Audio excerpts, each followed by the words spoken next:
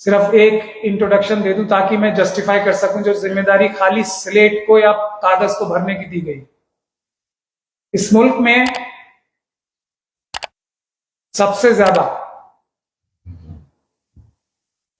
वक्फ की प्रॉपर्टीज बातिलों से आजाद कराने में मेरा नाम शुमार होता है।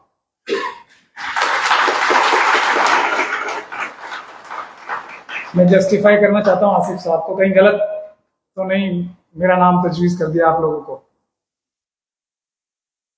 ये जो 2013 का वक्फ एक्ट था, मौलाना वली रहमानी साहब उस वक्त पर्सनल लॉ बोर्ड के जनरल सेक्रेटरी थे,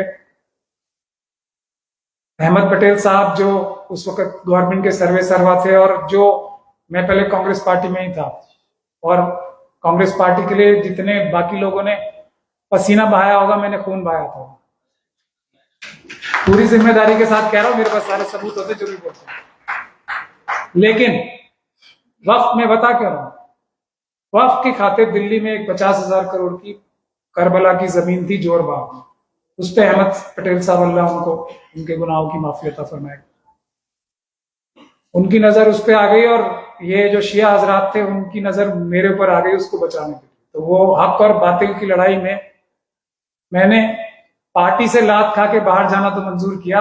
हर लालच जो मुझे दिया गया था, हर तकलीफ इंक्लूडिंग छोटी सी, मेरे ऊपर डकैती का भी मुकदमा लगवाया था।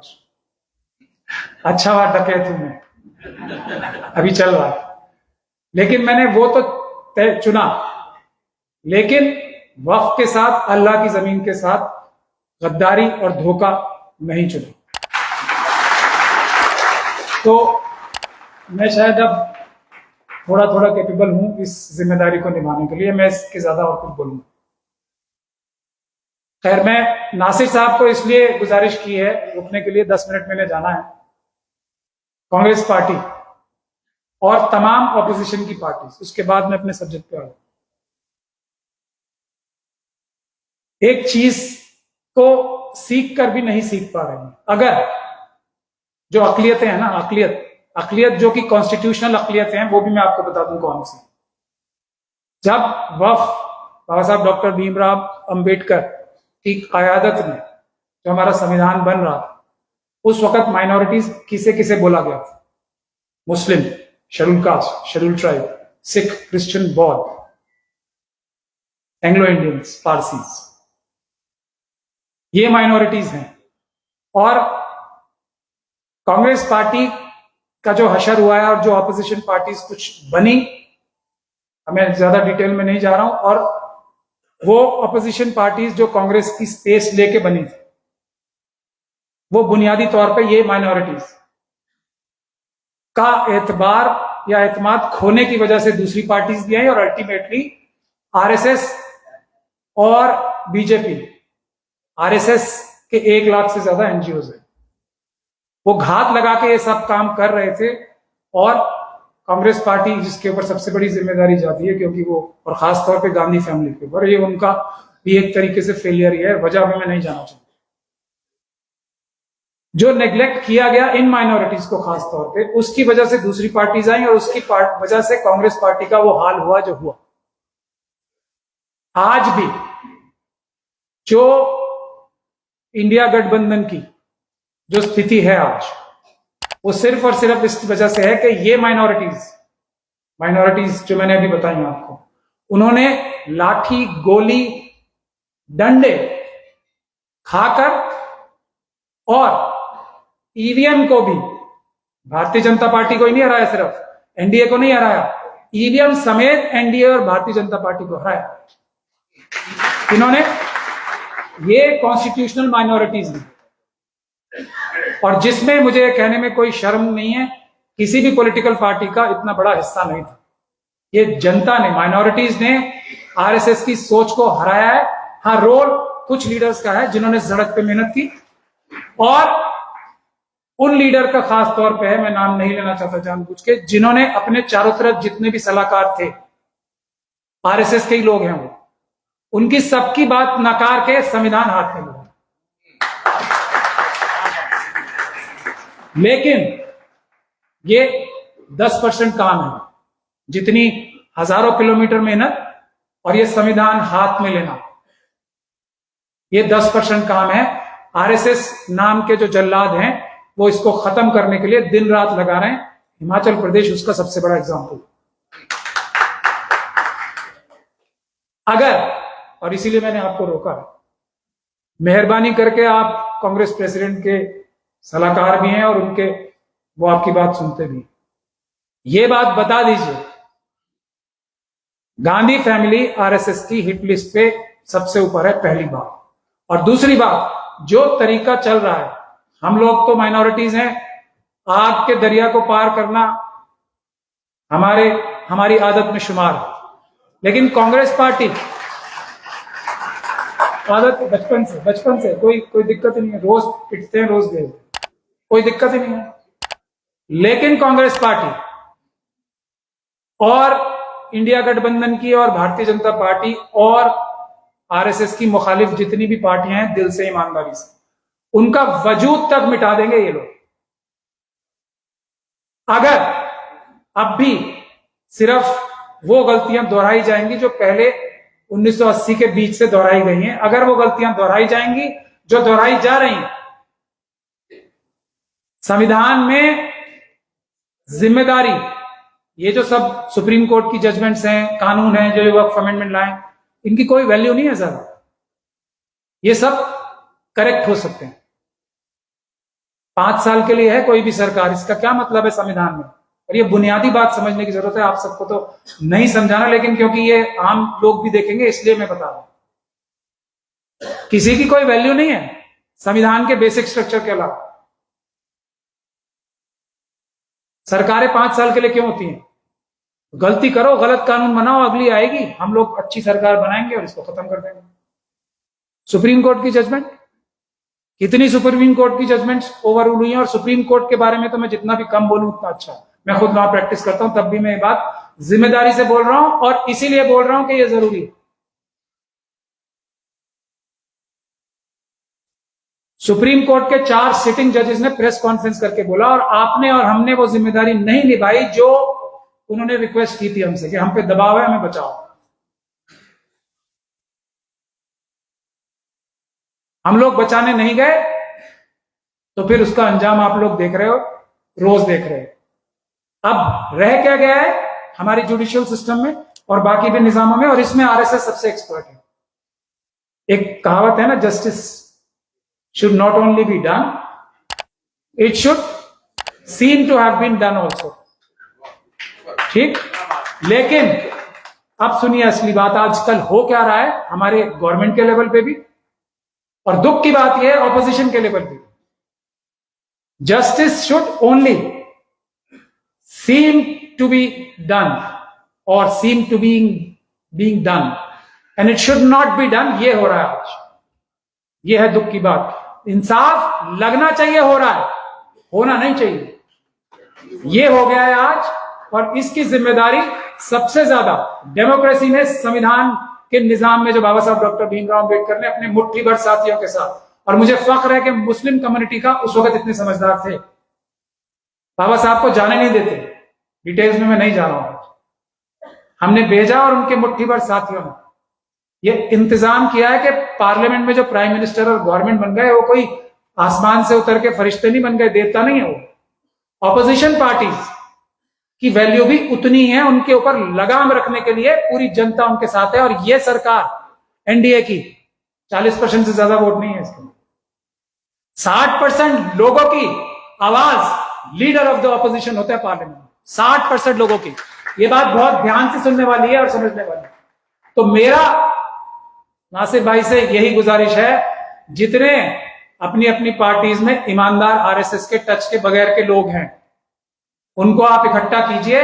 आपकी सारी पार्टीज खतरे में हैं, उनको बचाइए, अपनी लीडरशिप को बचाइए। ये पैगाम है, आप सब लोग हाथ खड़े के बताइए अगर इससे आप इत्तेफाक रखते हैं या नहीं रखते। ये पैगाम है, अगर ऐसा नहीं हुआ तो वही होगा जो 400 पार फिर होगा ही होगा। माजरत चाहता हूँ, मुझे निकलना है और जल्दी भी निकलता हूँ, क्योंकि मैं जितना देर बैठूंगा उतना देर ये बिल पे नहीं आएंगे। और दूसरा, हिमाचल की बात महमूद भाई ने कहा, क्योंकि खरगे साहब कर्नाटका से हैं, मैं आप लोगों को बताना चाहता हूं कि इमीडिएटली उन्होंने सीएम को और वहां के मिनिस्टर को और वहां के पीसीसी प्रेसिडेंट को टास्क पे लिया, इमीडिएटली रिप्रिमेंड किया। और वो खास करके वो जो एक बिल एक डिसीजन हुआ था, लेकिन वो उसका ऑर्डर नहीं हुआ था कि हर कोई जो रेडी पट्टी वाले वो वेंडर्स दुकान में अपना नाम लगाना चाहे। ये बेसिकली योगी आदित्यनाथ योगी ने किया था यूपी में, सेम डिसीजन यहाँ इसमें हो गया था, लेकिन अनाउंस नहीं हुआ था। इमीडिएटली खड़गे साहब ने उसको इंटरवीन करके बोला ये बिल्कुल कांग्रेस रूल स्टेटमेंट नहीं होगा, ये हम ऐसा आइडेंटिफाई नहीं करा सकते। और दूसरे वाले मस्जिद वाले मामले में पे उन्होंने इंटरवीन किया है। और पॉलिटिक्स तो ये है देश भर की, वो बाद में बात करेंगे। मैं निकलता हूँ मैं, क्योंकि आप ये मैसेज इस सभा का पहुंचा दीजिएगा। मैं सुनना चाह रहा था आपको, मुझे ये इसका वो वीडियो मिल जाएगा, मैं इसका आपके पीछे जवाब दूंगा। ये है जस्टिस नजर आना चाहिए होते हुए, ये हिमाचल का जो अभी बताया होना नहीं चाहिए, यही एग्जाम्पल है। और इसी का नुकसान हर पॉलिटिकल पार्टी को हुआ है और अब भी होगा, सिर्फ दिखाने के लिए। ये 46% पॉपुलेशन है माइनॉरिटीज की, जो मैंने आपको गिनवाए अभी। कोई डर बहाना नहीं है, डर के पोलराइज हो जाएगा, ये हो जाएगा, हो जाए 46% है। 400 पार करने के लिए 46% काफी है इस तरफ से। तो ये सब दिल के अंदर की बात को छुपा के उसको जस्टिफाई करने का, यानी कि इंसाफ लगना चाहिए, होना नहीं चाहिए, उसका एग्जाम्पल है। और उसके सबसे बड़े मिसाल ये बैठे हैं, अभी नासिर साहब चले गए हैं, उन्होंने बोला कि हमें मुस्लिम कम्युनिटी में इंटेलेक्ट की कमी है। चलिए, मेरे लिए तो बोल के गए, एक इनके लिए भी बोल के गए। इन दोनों से ही हमें कुछ चाहिए कांग्रेस पार्टी से? इन दोनों से ही नहीं पूछा गया इस किसी मुसीबत के बारे में, जो कि ईवीएम की लड़ाई भी हम दोनों आगे लड़के लड़े थे, सीए एनआरसी की लड़ाई सारी हम दोनों ने सबसे आगे रह के लड़ी। आरएसएस के खिलाफ अगर कोई जेन्युइन दिल से मुट्ठी भर लोग देश में है तो उनमें से ये है। आरएसएस का तोड़ ये है, इनसे सलाह की, ये है। नुकसान किसे होगा? हमारा क्या है? मैं तो वकालत कर रहा हूं, जिस रास्ते पे जा रहा हूं, पहले थोड़ी ज्यादा पैसे कमाता था, थोड़े पैसे कम कमा रहा हूं, अल्लाह का दिया हुआ बहुत है। ठीक, ये तो 43 साल की उम्र में चीफ जस्टिस बनने की लाइन में आ गए थे। 43 साल की उम्र में जो जज बनता है वो चीफ जस्टिस ऑफ इंडिया बनता है। उससे अगर कांग्रेस पार्टी बात नहीं करती तो फिर आप समझ लो क्या हो रहा है वहां पे। उससे इंडिया गठबंधन के लोग बात नहीं करते, जो आरएसएस को सबसे अच्छी तरीके से समझता है और उनका तोड़ भी जानता है, जिसके घर पे एनआईए की रेड होती है। मेरे बारे में तो बहुत लोग जानते हैं ना, इनके बारे में भी शायद आप लोग जानते होंगे, पूरे दुनिया और देश में उतने लोग नहीं जानते हैं कौन है उनसे। पर वक्त के बारे में जो ये बोल के गए अभी नासिर साहब, मैं कह रहा हूं ना, मुझे बुला लें, लेकिन मेरी शर्त होती है, फिर हर चीज में शर्त है, मैं तो शर्तीला आदमी हूं बहुत। जो भी डिस्कशन होगी उन लॉयर्स के साथ वो डायरेक्ट टेलीकास्ट होगी। अकेले में बात सिर्फ बेईमानी की होती है। चोर और चोर आपस में अकेले में बात करते हैं, जो खुलेआम बात करता है वो ही इंसान होता है। ये एक नहीं 1000 लॉयर्स ले आए, और मैं अकेला नहीं हूं, मुझे पता है एक से बढ़कर एक काबिल वकील पड़ा है। शायद इन लोगों से टैकल नहीं हो रहे होंगे वो लोग, एक से बढ़कर एक काबिल वकील पड़ा है। मेरा तो एक सब नुमाया हो गया मैं, चलिए, जो उनके झूठ को झूठ नहीं बहुतान साबित कर देगा 5 मिनट के अंदर। लेकिन अकेले में बात कोई नहीं हो, अकेले में सिर्फ पर्दे में सिर्फ चोरी होती है। भाई, हमने सीएनआरसी के टाइम पे कहा, दुनिया भर के लोगों ने मुझसे कहा, सबको पता था, कर नहीं रहा, भले किसी का नाम लेते रहे, ये बाद में किसी को पकड़ ले। जो रेड मेरे ऑफिस पे हुई थी सही हुई थी, सीएनआरसी का सूत्रधार ही मैं हूं। अब कर लो जिससे जो कर रहा है, मैं तो इस तरह का आदमी, कर लो। तो और उसको सही रास्ते पे ले जाने में कोलसे पाटिल साहब का और हमारे चंद मुट्ठी भर साथियों का हाथ था, जिन्होंने ये इंश्योर किया कि ये मुसलमानों का तो सिर्फ दिखावा है, असल में हमला ये बाकी सारी माइनॉरिटीज के ऊपर भी है, सीए एनआरसी, और असम ने उसको साबित करके दिखाया। तो उन लोगों से आप बात नहीं करोगे जो जिस चीज की आपको तलाश है, जिसको आप मंचों से बोल रहे हो, और वो आपके बराबर में बैठी है। उनको पूछा ही नहीं वक्फ एक्ट में क्या करना चाहिए। मैं क्या जापान की किसी सेलुलर जेल में था, या गोलसे पाटिल साहब कहीं छुप के बैठे हुए थे? खैर, ये है। अब मैं दूसरा सवाल जो पूछता हूं वो मैंने पूना में भी और सब जगह पूछा। देखिए, मैं आपको ये 44 जो 2013 में भी जो ये अमेंडमेंट्स आए थे ना, वली रहमानी साहब, वो छूट गई बात। मुझे 2 रातों के अंदर उन्होंने बोला था, ये हमारे पास 2 दिन है सिर्फ, हमसे बोला गया है तुम बना के दो क्या क्या अमेंडमेंट्स हो सकते हैं।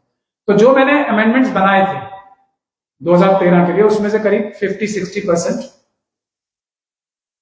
एक्सेप्ट हो गए थे। और ये 44 अमेंडमेंट जो थोड़ा बहुत हमने 2013 में कानून ठीक करवाने की कोशिश की थी, जो मेरी सजेशंस में था, वो खत्म करने के लिए 44 अमेंडमेंट्स आए सीधा सीधा। मैं इस पे आपको पूरा लंबा लेक्चर दे सकता हूं, लेकिन मैं अब असली सवाल आपसे पूछ रहा हूं। मुझसे आप बुलवाना चाहते हो आज, क्योंकि टाइम भी कम है? नहीं, बुलवाना चाहते हो दो, या तो मैं आपको ये एकेडमी का एक लेक्चर दूं कि ये वाला अमेंडमेंट इसलिए बुरा है, ये वाला इसलिए बुरा है, ये वाला इसलिए बुरा है, या फिर उस रास्ते का हम लोग तलाश करें जो इस साजिश को खत्म करेगा।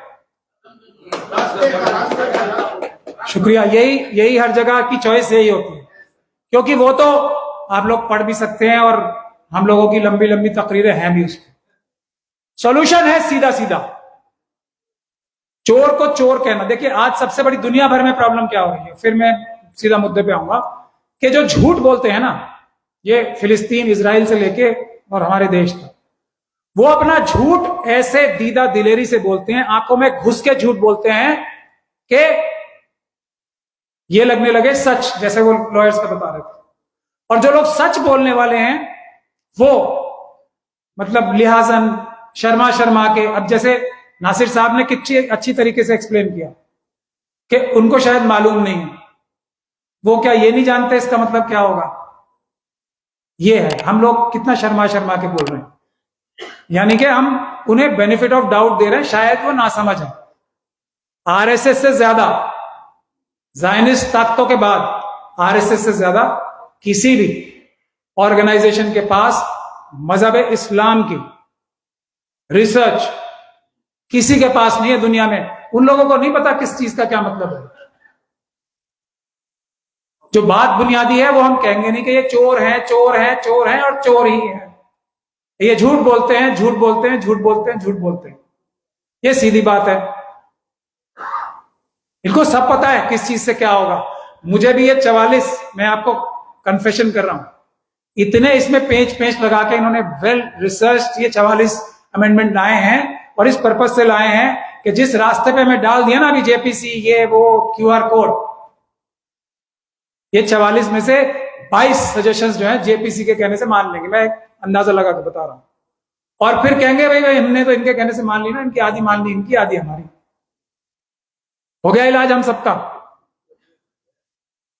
ये सोच, ये झूठों की, बेईमानों की, धोखेबाजों की सोच को 10 स्टेप आगे सोच के अगर आप नहीं चलोगे तो आप इनके सामने टिक नहीं सकते। इनके पास एक माइनॉरिटी में मुझे सब रिपीट करना पड़ता है बार बार, SC ST और मुस्लिम सिख क्रिश्चियन बॉल, पारसी, एंग्लो इंडियन, और ओबीसीज की भी जो शूद्र है, उनकी room to room, house to house research है।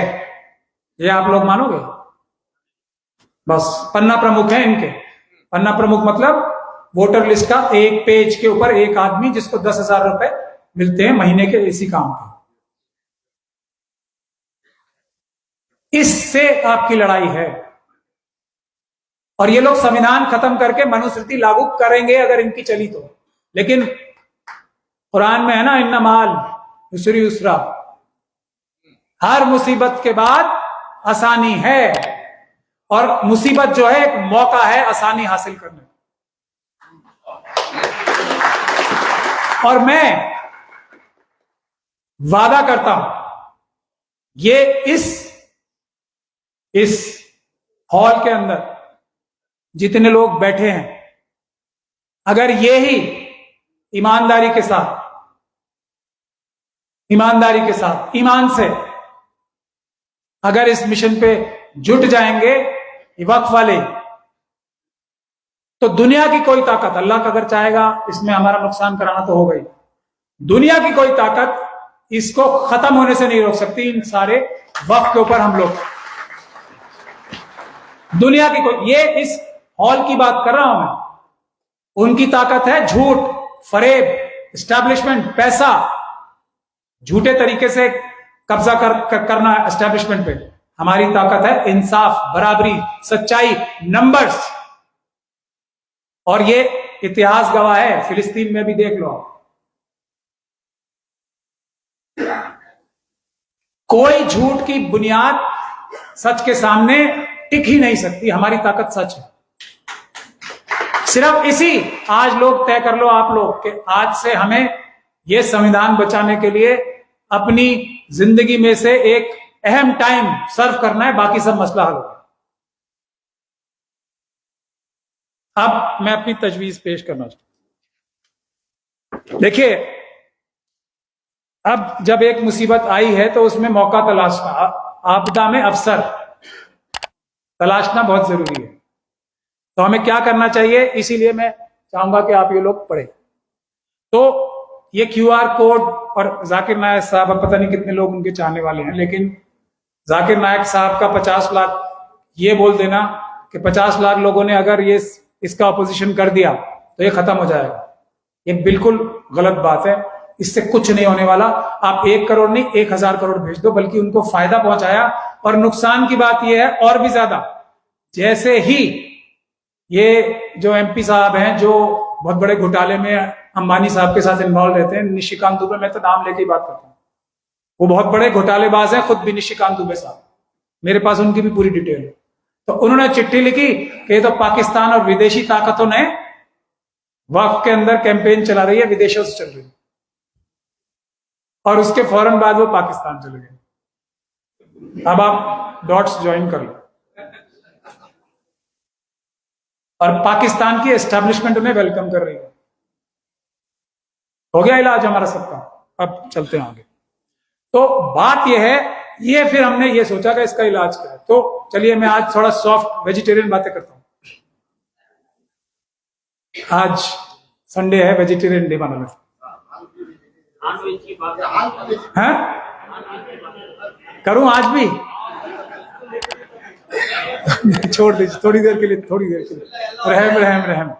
मैं ये कह रहा हूं कि देखिए, चलिए 2 रास्ते हैं। एक तो हमारा रास्ता है, हम तो कह रहे हैं ये बेईमान और चोर है, इन पे जो भरोसा करेगा धोखा ही धोखा खाएगा, इनसे बात ही नहीं करनी चाहिए। हम लोग हैं। एक वो लोग हैं जो कि ये कह रहे हैं हम इनसे 50 बार मिल चुके हैं, 50 में से 50 बार हमने धोखा खाया, एक बार फिर मिलेंगे इनसे। मैं आज वेजिटेरियन हूं, मैं ये नहीं कह रहा कि वो उनके एजेंट है, आज नहीं कह रहा। तो अब 50वीं बार फिर मिलेंगे उनसे, तो ये जो 51वीं बार अब मन मिलेंगे, शायद वो इस बार सुधर जाए। हम JPC में जाके अपनी एक से बढ़कर एक आर्ग्यूमेंट्स देंगे और वो कहेंगे वाह क्या बात कह दी आपने, हम तो बिल्कुल गलत थे, हम आपकी बात मान। ऐसा तो होने जा नहीं रहा, नहीं होने जा रहा ना। और अमित शाह जी ने, क्योंकि मेरी हर पेशन गोई को साबित करने का उन्होंने ठेका उठा रखा है अमित शाह जी ने, तो उन्होंने कह दिया विंटर सेशन में हम ये बिल जो वक्त में खराबियां हो रही है हमें मार पीट के ठीक कर देंगे, ये बोल दिया उन्होंने, सीधा कर देंगे, ऐसा बोल रहे हैं। तो अब JPC करते रहो। JPC की कानूनी वैल्यू क्या है? चलिए ये सारे के सारे कन्विंस कर दिया इन्होंने, निशिकांत दुबे जैसे व्यक्ति को ठीक कर दिया। ये ऐसा है, निशिकांत दुबे और बाकी RSS के मेंबर ऑफ पार्लियामेंट को सीधा करना जैसे मुझे पूरी दुनिया मिलके मेरे कलमे से हटा दे। ठीक, ये इतना आसान या मुश्किल काम है, या मुझे संविधान के ऊपर चलने से हटा दे, तो उतना ही आसान या मुश्किल है। आप किसी भी RSS वाले से जाके ये कह दो कि तुम भारत का संविधान खत्म करने से हट जाओ, वक्फ के खिलाफ काम करने से हट जाओ, ये सब काम आप बंद कर दो। तो हो ही नहीं सकता ना। चलिए, अब एक काम इन सब लोगों का है, ये लोग उनको समझा के बुझा के QR कोड के जरिए से और अपनी तकरीरें दे दे के ये सुधार लेंगे, तो हो गया, फिर हमारी तो कोई जरूरत नहीं है, फिर तो बल्ले बल्ले। अब अगर ऐसा नहीं होता तो फिर प्लान बी हम लोग हैं, और प्लान बी सबसे पहले ये समझने की बात है, ये वक्फ के ऊपर जो हमला है, फिर संविधान के ऊपर हमला है। जैसे CA NRC में NRC रुका है, वही एक तरीका है, और दुनिया में कोई तरीका नहीं है इन बेईमानों को इस काम से रोकने का, कोई तरीका नहीं है। शाहीन बाग, शाहीन बाग, शाहीन बाग। अब लेकिन चाहिए क्या हमें, क्या डिमांड होगी? वो डिमांड और उसका एक कॉम्प्रिहेंसिव प्लान मैंने तैयार करके आप सब लोगों के सामने पेश कर रहा हूं। लेकिन मेरा भी हुर्फे आखिर नहीं है। किसी भी लीडर को, आप बहुत सारे लोग पूछते हैं ना कि लीडर किसे चुना जाए, कौन लीडर होगा, कैसे होगा, उसका फॉर्मूला है सीधा सीधा, बहुत सीधा है, मुश्किल नहीं है कुछ भी।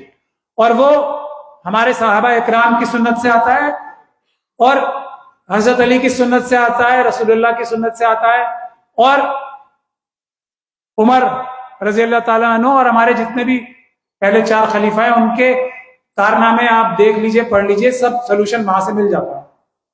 सवाल करो सबसे पहले, हजरत उमर से सवाल हो सकता है तो किसी की औकात और मजाल नहीं है, हजरत उमर से बड़ा तो कोई नहीं है आज के दौर में। तो हजरत उमर से एक आम आदमी सवाल कर सकता है, कर सकता है, नहीं कर सकता, ये तो मुझे बताने की जरूरत नहीं है। पकड़ लिया था ना खुतबे के दौरान, दामन पकड़ लिया था, बताओ लंबी चादर कैसे, सबूत लाना पड़ा हजरत उमर को, सबूत। तो पहला सबूत तो यह है, और गलती किसकी है? ये गलती मैं मानता हूं आप सब लोगों की और हम सब लोगों की, कि हम अपने लीडर से सवाल नहीं करते। जब उस टाइम हजरत उमर से सवाल करने वाले लोग थे, हम आज लीडरों से सवाल नहीं करते। चुन गया कोई तो बस नौकरों को मालिक बना दिया ना हमने, ये हमारी सबसे बड़ी, ये सब नौकर नौकर कहना, जब तक आप नौकर शुरू नहीं करोगे, ये लोग अपने आप को नौकर मानना शुरू नहीं करेंगे। कोई भी हो, चाहे प्रधानमंत्री हो, हमारे मेंबर ऑफ पार्लियामेंट साहब हो, चीफ मिनिस्टर साहब हो, ये सब नौकर हैं। दूसरा, कपड़े हजरत अली से ज्यादा दुनिया के पैसे या हजरत उमर से ज्यादा किसी के पास उस टाइम में नहीं हो सकते। वो कैसे रहते थे, खाना कैसे खाते थे, ये टेस्ट है जो इन सब चीजों के, और अल्लाह से के अलावा किसी से ना डरना। हजरत खालिद बिन वलीद, क्या फेमस उनका एक डायलॉग था, वो यही तो कहते थे बाहर जाके, जितना तुम लोगों को, जो तुम्हारी फौजों में जिंदगी से मोहब्बत करने वाले लोग हैं ना तुम्हारी फौजों में, उतना इस फौज में मौत से मोहब्बत करने वाले लोग हैं। अब आओ और ना, सिंपल सिंपल फॉर्मूले हैं। तो ये है फॉर्मूले सारे जो आसान है, इससे लीडर चुनने चाहिए। सवाल हर एक से होना चाहिए, जिससे सवाल नहीं करोगे, जो सवाल से बचेगा, जो ये कहेगा कि नहीं हम अंदर बात कर रहे हैं कुछ, बेईमान, खत्म। देखो कैसे ठीक होता है सब, कोई भी हो चाहे। अब मैं वक्त के इस पे आता हूं कि अब ये हमारा प्रपोजल क्या है। ये बहुत होलिस्टिक एक प्रोग्राम है, इस पे अमल करना है, लेकिन इस पे अमल इस तरीके से करना है जैसे ये वक्फ एक्ट है, उसी तरीके से शेड्यूल कास्ट और schedule tribe protection of atrocities act जो है ना, उसके ऊपर भी हमला है। ये जो वक्फ के है ना कानून, इसी तरीके का कानून सिख कम्युनिटी का भी है, एग्जैक्टली इससे थोड़ा बेहतर ही है। इसके बाद जब ये सेट हो जाएगा तो एक प्रेसिडेंट बन गया ना, आप सब लोग president you all understand very well. तो यही प्रेसिडेंट रिप्लिकेट होगा सिखों के लिए, क्रिश्चियंस के लिए, बुद्धिस्ट कम्युनिटी के लिए, जिससे सबसे बड़ी लड़ाई है आरएसएस। ये का यही जो प्रिंसिपल्स इसमें है, वही प्रिंसिपल्स उसमें। तो उन लोगों से भी हमारी बातचीत चल रही है, उनको समझाना बहुत जरूरी है, और वो लोग समझ रहे हैं। जैसे CA NRC के टाइम में हम सब साथ थे, उसमें कोलसे पाटिल साहब की भी मदद लेंगे हम लोग, ये समझ के हमें, अगर सिर्फ मुस्लिम कम्युनिटी ने इस पे एजिटेशन किया, फिर ट्रैप में फंसेंगे। सबको समझा के, जितने भी इदारे हैं ना, जितने भी एंडाउमेंट्स हैं, उनके सबके साथ ये हो सकता है। सरकार जिसको चाहेगी बनाएगी। इवन जो सनातन धर्म के मंदिर है ना, उस पे सुब्रमण्यम स्वामी जी भी बड़ी लड़ाई कर रहे हैं कि भाई मंदिरों को आजाद करो। तो ये सरकार का काम है हर जगह से पैसे लूट मार करने का, ये एक और धंधा है। आखिरी बात करके मैं इस पे आ जाऊंगा कि ये, और वैसे इसी में से मैं बता देता हूं। तो पहला जो मैं, आप फर्स्ट पेज दिखा दें प्लीज। ये सेलिएंट फीचर्स हैं। हमें चाहिए कि एजिटेशन करके हम SC ST OBC और दूसरे माइनॉरिटीज के साथ मिलके उनके भी इश्यूज लेंगे। 5 इश्यूज पे पूरा एजिटेशन होगा जिसमें हमारा वक्फ शामिल रहेगा।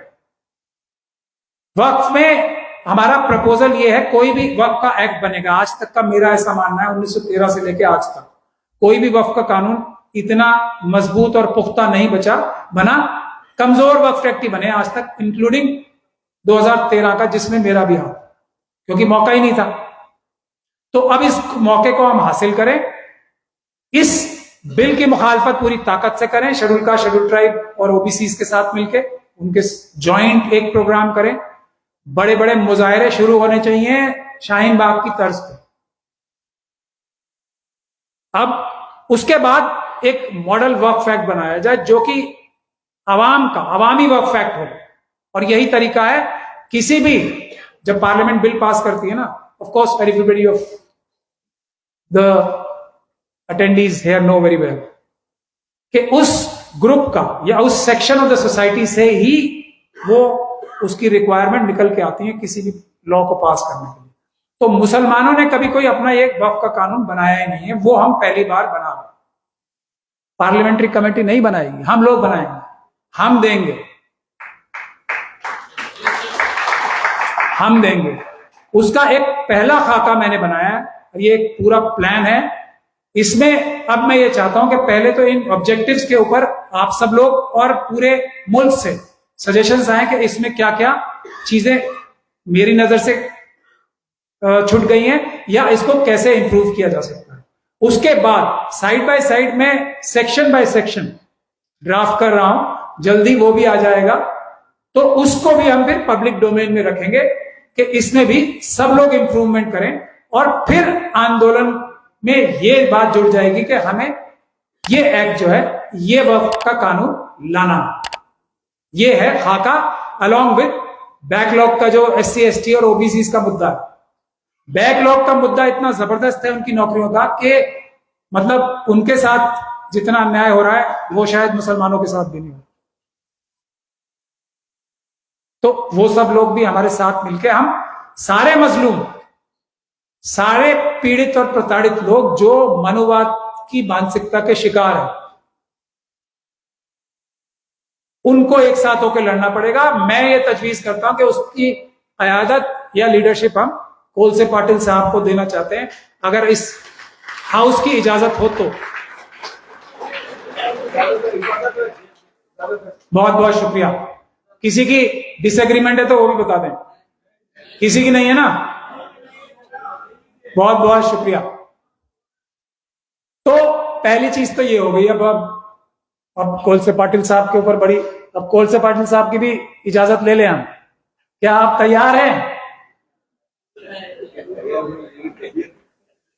नहीं, आपसे उतना ही काम लेंगे जितनी आपकी तबीयत इजाजत देगी। आपका तो एक सिर्फ फिगर हेड रखेगा ना, आपसे बात कराएंगे सबसे, मतलब we'll take care of your actual physical difficulties, but we need your heart. जो आपका वो है ना डरने वाला दिल चाहिए जी। क्या चीज? ये पाटिल साहब ने सही कह दिया, मैंने भी देखना, मुझे भी नजर नहीं आया। ये कह रहे हैं हाथ ज्यादा ऊपर नहीं उठे। दिखा दो, कैमरा वाले दिखा दो। नहीं नहीं नहीं, मैं इतना बेवकूफ नहीं हूं, चालाक आदमी हूं मैं भी। मैंने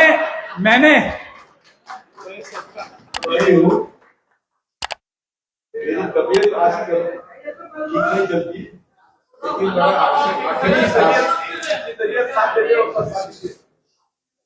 लेकिन मेरा आखिरी सांस इस देश के सेक्युलरिज्म के बचाने के लिए मैं भी इतना कोई बेवकूफ नहीं हूं, मैंने दूसरा सवाल भी पूछा था, इसलिए कोई एक भी आदमी ऐसा है जो ना कर रहा हो, तो वो एक भी नहीं उठा था, ये इसलिए पहले ही I had taken care of that aspect already. मैं शक्ल से थोड़ा बेवकूफ लगता हूं नहीं। तो नोट पढ़िए आप सबसे पहले, सबसे अहम बात यह है ना ये कि all proposals have been carefully chosen so that they conform to the provisions of the Constitution of India and also similar provisions and also are similar to provisions existing in some other law of prevailing in India। यानी कि ये सारे प्रावधान जो हम इसमें रख रहे हैं वो संविधान के फोर कॉर्नर्स में एक, और दूसरा मैंने किसी नई इजाद को जन्म नहीं दिया, इसमें सब कहीं ना कहीं से मैंने उठाए हुए हैं, जो सारे प्रोविजंस पास हुए हुए हैं पार्लियामेंट से, इसी पार्लियामेंट से। सो हमने आसान बनाया इनका काम, आसान नहीं बनाया मतलब इनको जो झूठे को झूठे के घर तक पहुंचा के आना पड़ता है ना, वो काम किया कि ऐसा कोई नई चीज मैंने इजाद नहीं किया जो कि ऑलरेडी पार्लियामेंट से उसके सिमिलर चीज पास ना हो गई।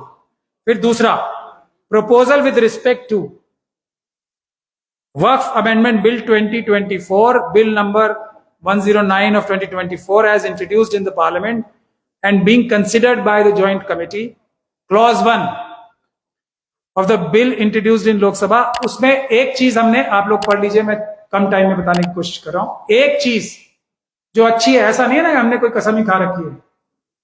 धोखाधड़ी करने के लिए जो टाइटल रखा जाता है ना, धोखा आदमी कैसे देता है बहकाने के लिए, जब तक आपको अपने विश्वास में नहीं लेगा, आपको ये नहीं बहकाएगा कि मैं बहुत अच्छा काम करने जा रहा हूं, आप तो उसकी बात ही नहीं मानोगे।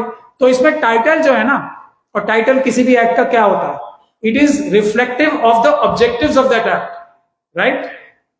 तो ऑब्जेक्टिव जो है ना इसका टाइटल में जो छुपा हुआ है वो हमें कबूल है, बाकी 44 के 44 जो इसके प्रावधान है वो ना कबूल है, क्योंकि उनसे बेहतर प्रोविजन इस ऑब्जेक्टिव को पूरा करने के लिए जो कि इसके टाइटल में छुपा हुआ है ऑलरेडी मौजूद है एग्जिस्टिंग कानूनों में।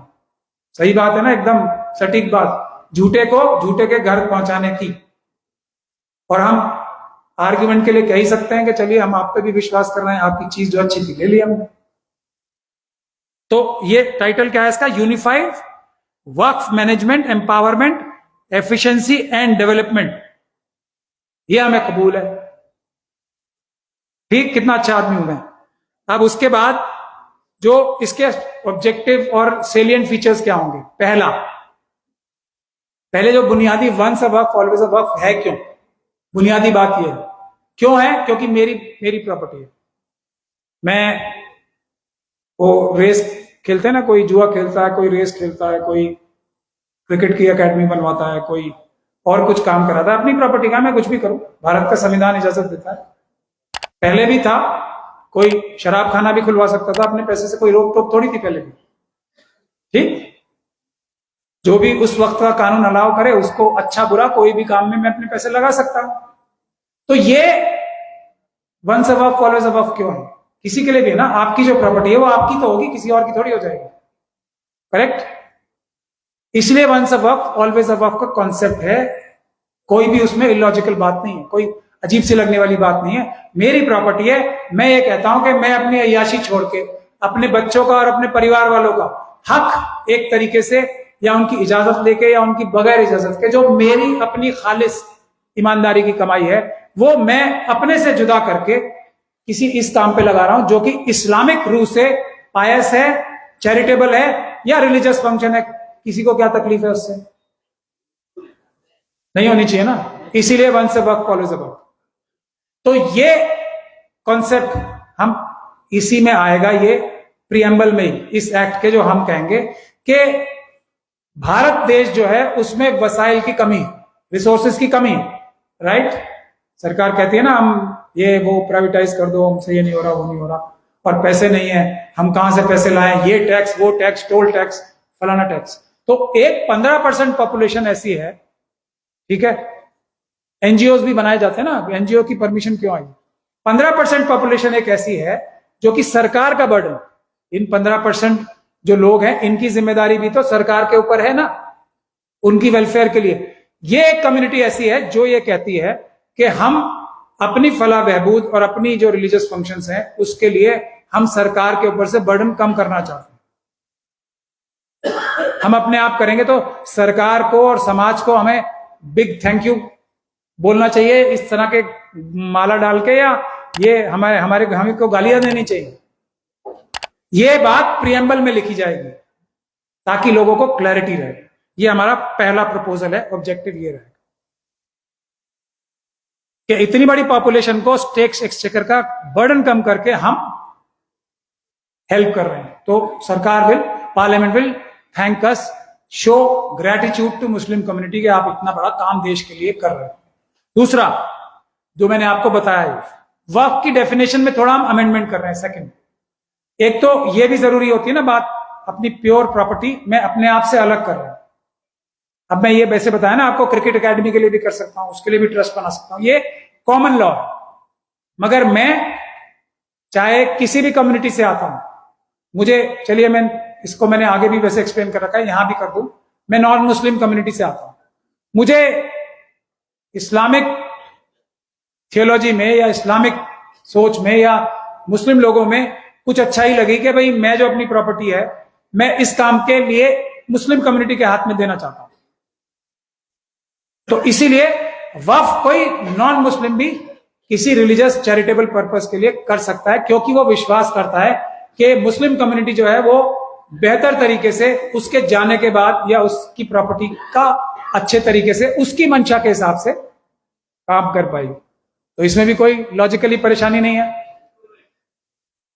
होनी भी नहीं चाहिए, और इसका कोई आर्गुमेंट भी नहीं मिल सकता काउंटर। ठीक है, इसीलिए नॉन मुस्लिम्स को भी अलाउड है। अब उसके बाद हमने इसमें एक टेंजिबल और नॉन टेंजिबल का भी प्रोविजन रखा है, क्योंकि आजकल आपको पता है intellectual property rights, copyrights, patent, इसकी भी एक बहुत जबरदस्त वैल्यू होती है। ये भी तो कोई वक्फ कर सकता है जो नॉन इंटेंजिबल प्रॉपर्टीज है।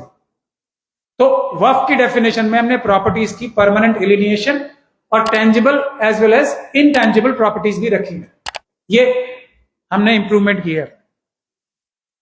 फिर वक्फ तीसरा वाला वही है, वक्फ once a Waqf always a वक्फ है। तो इसीलिए गिफ्ट, सेल किसी भी तरह की गैर कानूनी है, ये थर्ड पॉइंट जो है। और इसके आगे जो हमने ऐड किया है जो बहुत जरूरी है, और जो ये सरकार इन 44 प्रोविजंस में ये कर रही है, जितनी सजा थी इसमें जुर्म करने की उसको और कम कर रही है, नॉन कॉग्निजेबल ऑफेंस बना रही है। तो उसमें हमने ये तजवीज रखी है कि कोई भी सरकारी अधिकारी, वक्फ का मुतवल्ली, वक्फ का मेंबर, वक्फ का कर्मचारी या कोई प्राइवेट इंडिविजुअल जो ये परमानेंट एलिनिएशन का, सेल डीड बनाने का, कुछ भी गिफ्ट डीड बनाने का काम करता है, उसको कोशिश करने पे, ये काम करने पे 10 साल से लेकर उम्र कैद की सजा होगी। इस पे आप लोग हाथ उठाइए। अब मैं ये देखूंगा, ये हमारा प्रोविजन इसलिए था, और इसके साथ साथ ये अटेम्प्ट करने के लिए भी 2.5% ऑफ दैट प्रॉपर्टी जिसको वो खुर्द-बुर्द करना चाहता था या बेचना चाहता था, वो भी उसको अपनी जाती प्रॉपर्टी में से देनी पड़ी। जो एक सबसे बड़ी प्रॉब्लम है ना हमारे अंदर, जो वक्फ में सबसे बड़ी प्रॉब्लम हुई है, जो निगहबान, जो चौकीदार थे वही चोर हैं हर लेवल पे।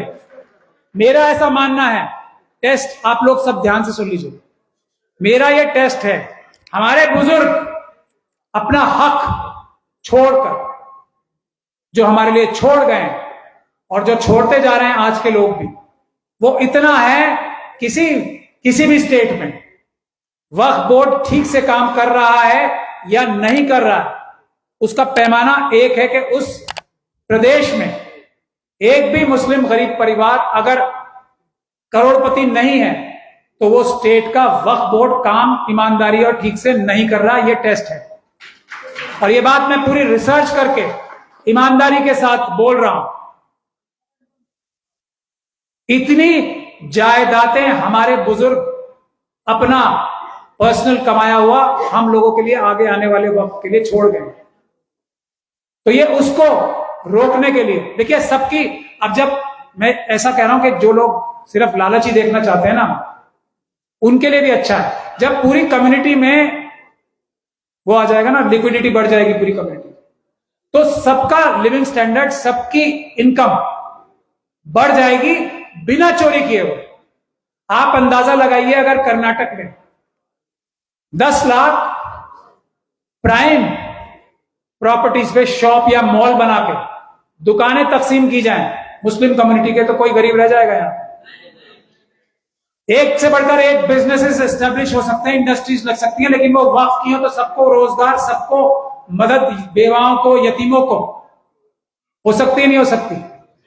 उसमें सबका फायदा होगा, सबको प्रोपोर्शनेट फायदा होगा, लेकिन वक्फ की चोरी नहीं हो पाई। उसका इंतजाम करने के लिए हमने ये 10 से उम्र कैद तक की सजा का प्रावधान होगा। तीसरा, चौथा, कोई भी नॉन मुस्लिम किसी भी तरीके से किसी वक्त के अफेयर में अपना कोई दखल अंदाजी नहीं कर सकता। मैनेजमेंट में, वर्किंग में, किसी भी तरीके से। पांचवा, ये एक इंपॉर्टेंट बात है, हमें एक प्रोफेशनल्स की स्पेशलाइज्ड बॉडी या ऑर्गेनाइजेशन बनानी पड़ेगी, जिसको हमने वक्फ कॉर्पोरेशन का नाम दिया, जिसमें यहां पे अजीम प्रेम जी हैं, उनसे रिक्वेस्ट की जाएगी, ऐसे ऐसे लोगों को लाया जाएगा, क्योंकि वक्फ के पास इतना पोटेंशियल सिर्फ लैंड से है ना। और ये बात बिल्कुल गलत है, सच्चर कमेटी ने भी झूठ बोला और ये सब लोग झूठ बोल रहे हैं। वक्फ प्रॉपर्टीज इस देश में नंबर 1 है, डिफेंस से भी ज्यादा। ये मेरा कहना है, मैं ऑन रिकॉर्ड ये बात कहूं। परेशानी है किसी को? है तो है, मैं क्या करूं? है भाई, किसी ने दी है, हमारे बुजुर्गों ने दी है, तो अब हम क्या करें उसमें? हमारे अब भी लोग वक्फ करके जाते हैं जमीनें, कितनी जमीनें वक्फ करके जाते हैं, तो इसमें बढ़ रही है, तो किसको परेशानी होनी चाहिए? पहली चीज तो यह है कि आज तक कोई भी एक सर्वे भी पूरे देश में ऐसा हुआ ही नहीं है जिसने वक्फ की एक एक जमीन जायदाद आइडेंटिफाई की हो प्रॉपरली। उसके भी सब हमने फॉर्मूले निकाल लिए हैं, वो हम डिटेल एक्ट में बता रहे हैं। आज मैं आपको ये सिर्फ मेन ऑब्जेक्टिव्स बता रहे हैं, जिसको जो हमारे मेन एक्ट में इंग्रेडिएंट्स, नेसेसरी इंग्रेडिएंट्स रहेंगे। तो वक्फ की डिफेंस से भी ज्यादा है लैंड, जिसको परेशानी है, कुछ नहीं कर सकते हम। हमारी अपनी है, हमारी मेहनत की है, ज्यादा है या कम है हम जाने, हमारा काम है। सरकार की कोई मतलब, ये 1000 साल से भी कोई बादशाह भी अगर कोई मस्जिद भी बनवाता था तो अपने, कोई मकबरे बनवाता था या कुछ भी बनाता था, अपने पैसे से जो उसका हिस्सा आता था ना, उसका भी तो, राजा का भी तो एक प्रॉपर्टी होती थी पर्सनल, जो सरकार दौलत मदार नहीं होती थी, वो उसके जाती नाम होती थी। वो उस प्रॉपर्टी में से अगर कोई वक्फ कर रहा है तो किसी को क्या परेशानी? दूसरा एक छोटा सा पॉइंट और एनिमी प्रॉपर्टी का भी मैं बताता चलूं। जो पार्टीशन के टाइम कोई वक्फ कर गया ना प्रॉपर्टी, जो ये झूठ बोल रहे हैं, तो उसको पाकिस्तान में प्रॉपर्टी नहीं मिलनी थी। ये सर्टिफिकेट यहां से लेके जाना पड़ता था कि ये प्रॉपर्टी का मालिक मैं ही हूं। उसके एवज में ही एक पैसे, एक नोशनल अमाउंट तय होता था और उसके एवज में जमीन वहां मिलती थी। वहां से आए हुए लोगों को यहां पे भी इस तरह से जमीनें मिली है, वहां अपना प्रूफ दिखाना पड़ता था। ऐसा नहीं कि वहां बेच गए और यहां आके दोबारा ले लिया, ऐसा नहीं होता। तो ये भी झूठ है। खैर, ये तो एक, मैं नासिर साहब होते तो उनको भी ये बात पॉइंट पता लग जाती कि उनके जो वकील आ रहे हैं, we can demolish them on every of their points, but that is not the question. फिर भी वो उसके बाद बोलेंगे कि वक्फ में चोरी हो रही है, तो झूठे का तो कोई इलाज है नहीं। तो फिर हम इसके बाद ये वक्फ का मैनेजमेंट के लिए कॉर्पोरेशन बनाई जाएगी, जो कि फाइनेंस भी रेज करेगी world over to develop properties in a very transparent manner, जिसमें पब्लिक की से हमेशा रहेगी और आमने सामने सब काम होंगे। But best of the professionals will be used to make best use of Waqf assets which has not happened till date. ये उसके बाद छठा है, एक सड़क पे नमाज करने में पढ़ने में बड़ी तकलीफ होती है लोगों को। तो छठा पॉइंट ये है, जितने भी आर्कियोलॉजिकल सर्वे के अंडर जितने भी मस्जिदें, मजार, टूम्स, ये सब आते हैं, उसकी देखभाल वक्फ के अंडर आ जाएगी, वक्फ बोर्ड्स के अंदर आ जाएगी। तो एक तो ये सड़कों पे नमाज पढ़ने की जो प्रॉब्लम है मेरे ख्याल से बहुत बहुत कम हो जाएगी, ना के बराबर हो जाएगी, पहली बात। दूसरी बात जो एएसआई के कानून में ये है कि किसी भी प्रॉपर्टी को प्रिजर्व करना है, क्योर करना है या क्यूरेशन करनी है, तो उसकी प्रिजर्वेशन मानने का पैमाना क्या है? ना सिर्फ वो बिल्डिंग बचनी चाहिए, बल्कि वो बिल्डिंग जिस चीज के काम आती, जो उसका मकसद था बनाने का, वो ट्रेडिशनल और कल्चरल और रिलीजियस फंक्शन भी उसमें होता रहे, तभी वो प्रिजर्वेशन मानी जाती है। That is the law and norm for preservation of ancient monuments and structures. अगर मस्जिद को प्रिजर्व करना है तो उसमें नमाज भी मुसलसल होनी चाहिए प्रिजर्वेशन की, तभी वो प्रिजर्वेशन मानी जाएगी। तो इसलिए भी ये वक्फ के अंडर आनी चाहिए एएसआई की प्रॉपर्टीज। और सरकार की खुद की पॉलिसी है, इंटेक को दे रही है। अभी एक डालमिया साहब हैं, बहुत बेईमान या ईमानदार बिजनेसमैन है, उनको लाल किला दे दिया क्योर करने के लिए सरकार, और एएसआई तो कर नहीं सकती। तो भाई हम लोग अगर वक्फ बोर्ड के तहत एक अपना कॉर्पोरेशन, वक्फ कॉर्पोरेशन जो बनेगी, उसमें एक प्रोफेशनल बॉडी बना लेंगे जो कि बेस्ट ऑफ टेक्नोलॉजी देगी फॉर क्यूरेशन एंड प्रिजर्वेशन, तो that should be given to us. इसमें भी कोई इलॉजिकल बात नहीं। एक वक्फ सिक्योरिटी एजेंसी की भी तजवीज है, ये एक बहुत अहम बात है, और इसके लिए हमें private security agencies regulation act का भी हम इस्तेमाल कर सकते हैं, या एक ये क्वासी गवर्नमेंट बॉडी जब है ही, तो उसमें भी हम सिक्योरिटी फोर्स की भी रिक्रूटमेंट बड़े लेवल पे हर एक वक्फ बोर्ड को करनी चाहिए, ऐसा भी एक हमने प्रोविजन रखा। अब फेस्टिवल्स और जो दूसरे ऑस्पिशियस ओकेजन्स हैं हमारे, चेलुम है, ताजिए निकलते हैं, ये सब चीजों के लिए भी ये सारे इनकी परमिशंस लेना, इनको कैसे सही तरीके से निकाला जाना है according to traditions and religious procedures, उसके लिए भी जिम्मेदारी के लिए वक्फ बोर्ड ही ये सब तय करेगा। उसमें उन्हें आज जो परमिशन लेने की और सिक्योरिटी मिलने की भी प्रॉब्लम्स आती हैं, पुलिस की अरेंजमेंट की प्रॉब्लम्स आती हैं, because Waqf board is a governmental body, this will also be streamline. तो इसलिए हमने ये सारी भी चीजें जो है वक्फ बोर्ड के अंदर ही आनी चाहिए। फिर सेंट्रल वक्फ काउंसिल और स्टेट वक्फ बोर्ड्स जितने भी हैं वो डायरेक्ट इलेक्शन से, this is our 9th point, direct election से हर एक मुस्लिम वोटर जो 18 साल से ऊपर का है वो इसमें वोट देगा। और इसमें एक चीज इसमें नहीं लिखी हुई है, इसमें जिसकी जितनी संख्या भारी उतनी उसकी हिस्सेदारी का प्रोविजन भी रखा जा रहा है। तो ये जो हम पे पासमानदा का और दूसरी तरीके से हमले हो रहे हैं वो भी उसमें खत्म हो जाएंगे। हम खुद ही जो बात शर के तौर पे की जाती है उस शर को ही हम जड़ से ही खत्म कर दें, क्योंकि हमारे यहां तो सब बराबर है, हमारे यहां इसमें कोई इख्तिलाफ है ही नहीं। तो हर कम्युनिटी में से जो सो कॉल्ड कम्युनिटीज बनाने की कोशिश की जा रही है, अच्छे बुरे लोग होते हैं तो अच्छे लोग जीत के आएंगे in proportion to their percentage in the Muslim population. ये वक्फ बोर्ड के सारे मेंबर्स इलेक्ट होंगे डायरेक्ट इलेक्शन से, जो मुस्लिम कम्युनिटी देगी, with the right to recall भी। अब ये एक हमारे देश में बहुत समस्या है ना, 5 साल के लिए एकदम बंधुआ मजदूर बन जाते हैं, तो वो भी कुछ उसका प्रोसीजर निकाल के हम किसी भी मेंबर को राइट टू रिकॉल भी हमारे पास एक्सरसाइज होगा कि हम उसे 1 साल बाद या 6 महीने बाद भी निकाल के बाहर कर सकते हैं।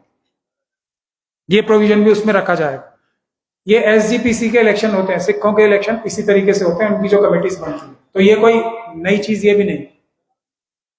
एक वक्फ की जुडिशियल कमीशन, एक हमारे इंट्रा वक्फ जो डिस्प्यूट्स होते हैं ना, मेंबर्स के बीच में ही हो गए, कभी सीईओ के, गवर्नमेंट ऑफिशियल्स के और मेंबर्स के बीच में हो गए, चेयरमैन के बीच में हो गए। इंटर वक्फ भी, एक स्टेट से दूसरे स्टेट के वक्फ की कई बार बहुत सारी डिफिकल्टीज आती हैं, ओवरलैपिंग प्रॉपर्टीज होती हैं, और जब इनटेंजिबल प्रॉपर्टीज आएंगी तो उसमें तो और भी ज्यादा होंगे। तो एक वक्फ का जुडिशियल कमीशन हम बनाने की तजवीज है। ये इसमें रिटायर्ड सुप्रीम कोर्ट के जजेस, हाई कोर्ट के जजेस रिटायर्ड, और जो नामी गिरामी इज्जत माप हस्तियां हैं हमारी कम्युनिटीज की, रिलीजियस, सोशल प्रोफेशनल्स, उनको इसमें रखा जाएगा, ताकि जो मीडिएशन, तो आप तो सब लॉयर्स हैं, ऑल्टरनेटिव डिस्प्यूट रेजोल्यूशन का तो कॉन्सेप्ट भारत सरकार ला रही है, क्योंकि अदालतों के पास इतना बोझ है वो कर ही नहीं पा रहे हैं, तो इसको तो बड़े ही हजारों करोड़ रुपए खर्च करके ऑल्टरनेटिव डिस्प्यूट रेजोल्यूशन को एनकरेज किया जा रहा है, तो कॉन्सिलिएशन, मीडिएशन और आर्बिट्रेशन का काम ये जुडिशियल कमीशन करेगी, ताकि ज्यादा से ज्यादा जो इख्तलाफात हों उसको निपटाया जा सके, क्विकली निपटाया जा सके।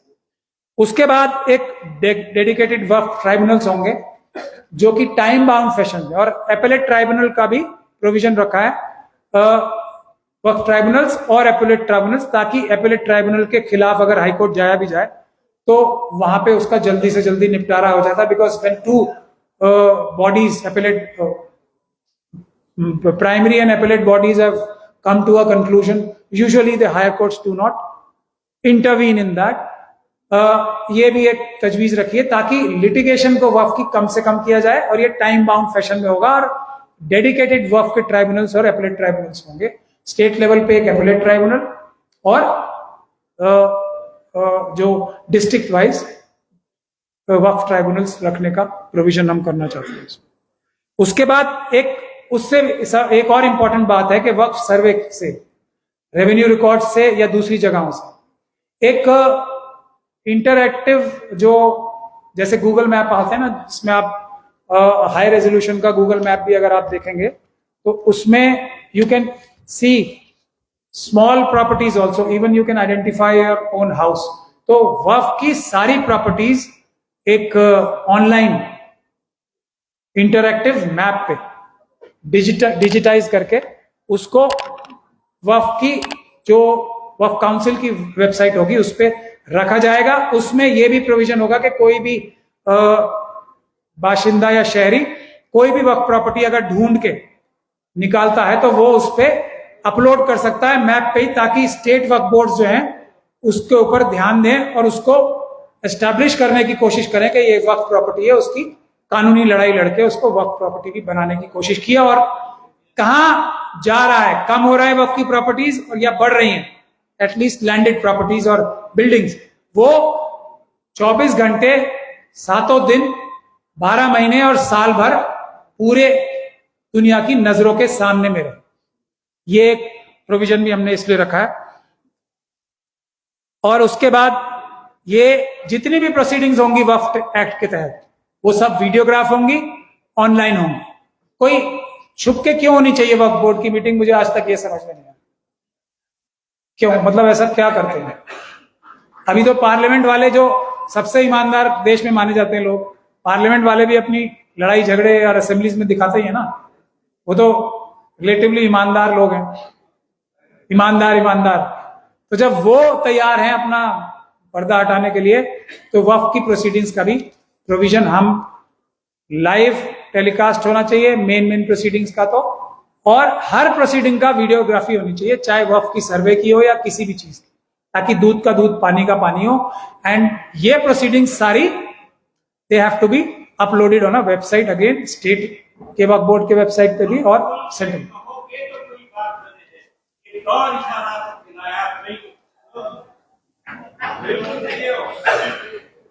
तो उसके बाद जो हमारा 15वां प्रोविजन जो है, विलफुल नेग्लेक्ट जो है ना, विलफुल नेग्लेक्ट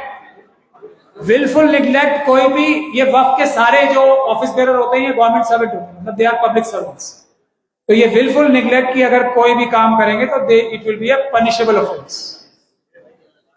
ये SC/ST एक्ट में जो लोग आप लोगों ने देखा होगा सेक्शन 4 है, wilful neglect of not following any provisions given in the act, rules and regulations of SC/ST act, ये हमने वहां से लिया। लास्ट हमारा ये है कि वक्फ के जितने भी ऑफेंसेस होंगे वो कॉग्निजेबल होंगे और नॉन बेलेबल होंगे। इसके अलावा वो ट्राइबल होंगे ट्राइब्यूनल से ही, ताकि जल्दी से जल्दी उनका फैसला हो सके। तो ये हमारी तजवीज है। मैं चाहूंगा आप सब इसमें अपनी तजवीज भी बताएं। हम चाहे तो बेंगलोर में ही कुछ दिन बाद एक इसका मीटिंग रख लेंगे ऑल इंडिया, या दिल्ली में रख लेंगे जहां भी मशवरा होगा, या बॉम्बे में रख लेंगे, मुंबई में। तो वहां पे ये सब बैठ के इसमें इंप्रूवमेंट्स आनी चाहिए। कोई लोग इंप्रूवमेंट्स देना चाहते हैं, इसमें सजेशंस देना चाहते हैं, तो वो मुझे दे दे। अब ये तो हो गई एकेडमिक बात। अब मुद्दे की बात पे भी आ जाते हैं। ये हमारा प्लान है। अब इस पे अमल जब ही होगा जब शाहीन बाग होगा, वरना कुछ नहीं होगा और वकीलों को लीड लेनी पड़ेगी। मेरा ऐसा मानना है, ये वो दौर है जब मुल्क का संविधान खतरे में है, वकीलों को आगे बढ़ के संविधान बचाना पड़ेगा। और ये वक्फ का एक्ट, क्योंकि इसमें एकदम लोग जागरूक हो गए, कम से कम मुस्लिम समाज, तो हम अपने बाकी भी समाजों को जागरूक करके एक बड़े आंदोलन की तैयारी करें। और इस बड़े आंदोलन से अगर सरकार सबक लेके इस बिल को ना लाए, ऐसी भी पॉसिबिलिटी है, मैं आपको बता रहा हूं पहले, तब भी हमें रुकना नहीं है। यह आंदोलन चलना है जब तक हम ये वाला कानून लागू ना करा लें।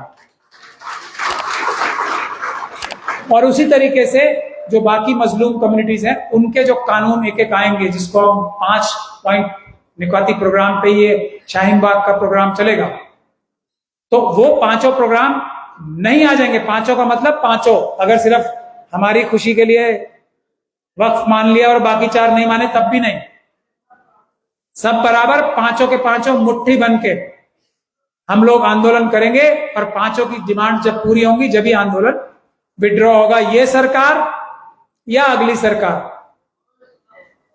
जो भी आएगी, कोई अल्लाह का हुर्फ नहीं है, कुरान शरीफ नहीं है ये जो कानून बनते हैं।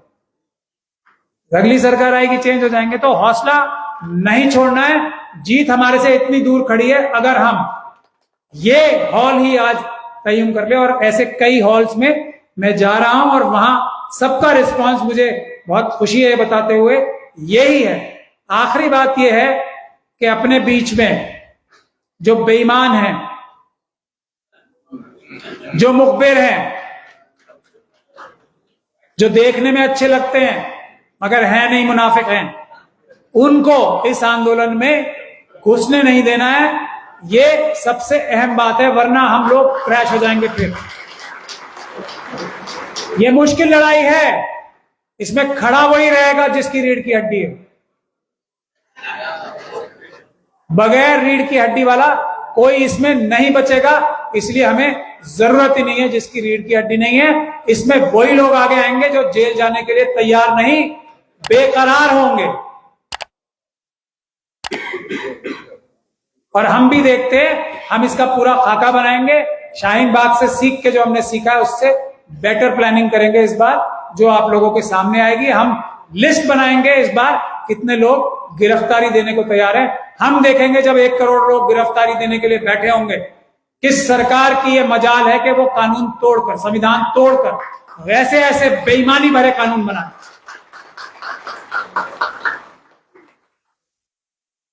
और उनके लिए सेफ राज्य, ये काम शुरू करने के लिए सबसे सुरक्षित राज्य जो हैं वो साउथ के हैं। तो आप लोग के ऊपर जिम्मेदारी, आप वकील भी हैं और साउथ इंडिया के वकील हैं, तो जिम्मेदारी आपके ऊपर सबसे ज्यादा आ जाएगी, सबसे ज्यादा है।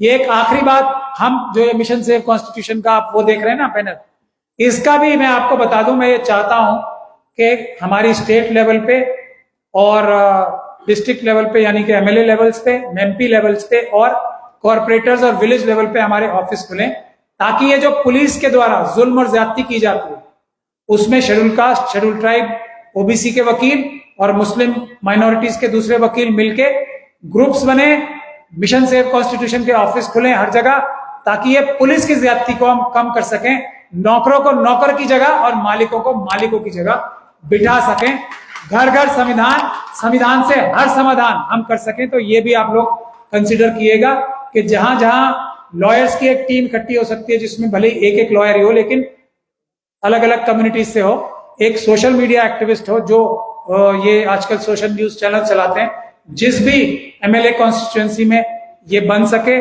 आप लोग ऑफिस खुलाना शुरू करिए। हमारा चेन ऑफ कमांड रहेगा, जरूरत पड़ेगी, हालात नहीं संभाले जाएंगे तो मैं खुद दिल्ली से चल के आने का वादा करता हूं अपने सभी ऑफिस में। लेकिन ये ऑफिस पूरे देश में खुलने चाहिए। हमारे पास स्ट्रक्चर की कमी है, तंजीम की कमी है। हमारी पुरानी तंजीमें जो हाईजैक कर ली है हमारे लोगों ने, वो हमारी सबसे बड़ी जो आज खराबियां चल रही हैं उसका सबसे बड़ी वजह यह है कि हमारी जो तंजीमी निजाम, हमारा मजहबी निजाम था, वही छिन भिन हो गया, हमारे टॉप की लीडरशिप को हाईजैक कर लिया गया। उसको तोड़ने के लिए हमें नई तंजीम बनानी पड़ेगी, या दूसरा उसका आसान रास्ता यह है कि ये तंजीमों के हेड्स को चेंज करके उनके अंदर जो ईमानदार और बहादुर लोग हैं, बेशक हैं, हर तंजीम में ईमानदार और बहादुर लोग हैं, लेकिन वो टॉप की लीडरशिप पे नहीं है, उनको अगर हम ऊपर पहुंचा सकें तो ये नया काम भी, नई ऑफिस भी खोलने की जरूरत नहीं पड़ेगी। लेकिन अगर नहीं तो ये काम हमें करना ही पड़ेगा, क्योंकि तंजीम के बगैर कोई काम चलने वाला नहीं है। ये मेरी आप लोगों से गुजारिश है। और मैं ये भी कहूंगा, जो ये इतना बड़ा कारनामा आप सब लोगों ने किया है, मैं किस जबान से आपका शुक्रिया अदा करूं, आसिफ साहब का भी और दूसरे जो दीगर लोगों ने किया है, मैं नाम नहीं ले रहा क्योंकि मुझे आ जाइए हाँ जी, ये तो जनता की आवाज पे आ रहे हैं ऊपर, आ जाइए ऊपर, आ जाइए। नहीं, आसिफ सर भी है। आसिफ साहब और आप लोग, आसिफ साहब तो बैठे ही हैं सबके सामने, लेकिन ये कोई, आ जाइए एक मिनट। आसिफ भाई तो बड़े भाई हैं हमारे, लेकिन एक छोटे भाई भी हैं, दोनों को जिम्मेदारी में ये दे के जा रहा हूं कि आप लोग ये वकीलों की टीम का एक एहतियात कर लीजिए, और ये वक्तन फवक्तन इस तरह के प्रोग्राम्स होने चाहिए। और आप लोगों ने ऐसा काम किया है जिसको सलाम करने का बार बार दिल करता है। बाकी कुर्बानी देने के लिए तैयार हो जाइए, इसलिए नहीं कि मुस्लिम कम्युनिटी खतरे में है, इसलिए कि हमारे देश का संविधान खतरे में है, हर मजलूम खतरे में है, और वो कोई भी सच्चा मुसलमान बर्दाश्त नहीं कर सकता, अपने ऊपर जुल्म सह सकता है, लेकिन मजलूमों के खिलाफ जो जालिम है उनकी कलाई पकड़ने का जिम्मेदारी, कलाई पकड़ने की जिम्मेदारी अल्लाह ताला ने हमें दी है। अगर हम नहीं पकड़ेंगे जालिम की कलाई तो हमें आखिरत के रोज जवाब देना पड़ेगा, और वकीलों को यह जवाब देना आखिरत के दिन सबसे मुश्किल होगा, क्योंकि सबसे ताकतवर आज की तारीख में वकील ही हैं। तो बढ़िए आगे। और मैं ये भी कहूंगा, जो हमारे साहिब हैसियत लोग हैं, ये वकीलों से फ्री काम कराना अच्छी बात नहीं, नहीं सीरियस बात है ये भी। देखिए, ये ढाल बन के खड़े होंगे तो इनको एक मुनासिब, ताकि आराम से अपनी काम कर सके, उसके लिए एक मुनासिब इनको रिन्यूमरेशन देने की भी एक, वो भी एक कोई सिस्टम निकालना बहुत जरूरी है, क्योंकि अभी सब मजलूमों के, बिजनेसमैन भी खतरे में है, सिर्फ मुसलमानों के ही नहीं है, सबके, सब लोग खतरे में है। तो उनको भी चाहिए कि एक फाइनेंशियल निजाम भी बनाया जाए, ताकि ये लोग जो रिस्क लेंगे, वकील लोग भी आगे जाके उनकी फाइनेंशियल जो जरूरतें हैं उनको भी अच्छे से पूरा किया जाए। सिर्फ ये नहीं कि बहुत कम मिकदार में दे दी जाए, एक हैंडसम अमाउंट भी वकीलों को इतना रिस्क लेने के लिए मिलना चाहिए। This is also a practical thing which needs to be taken care of. और नासिर साहब का ये सजेशन भी अच्छा था कि वकीलों को भी हर जगह रखना चाहिए, so that they can face the wrath of the oppressive forces by of the RSS and BJP. वकील मैं समझता हूं सबसे अच्छे तरीके से उसको झेल सकते हैं। व आखिर दवाना, बहुत बहुत शुक्रिया आप सब लोगों का मुझे इतने ध्यान से सुनने का।